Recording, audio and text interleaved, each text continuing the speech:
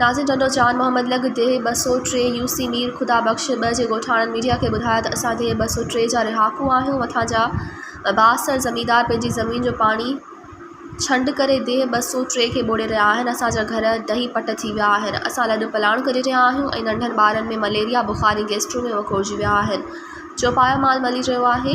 असांखे ख़ुदकुशी करण ते मजबूर कयो वियो आहे। खाइण लाइ कुझु बि नाहे।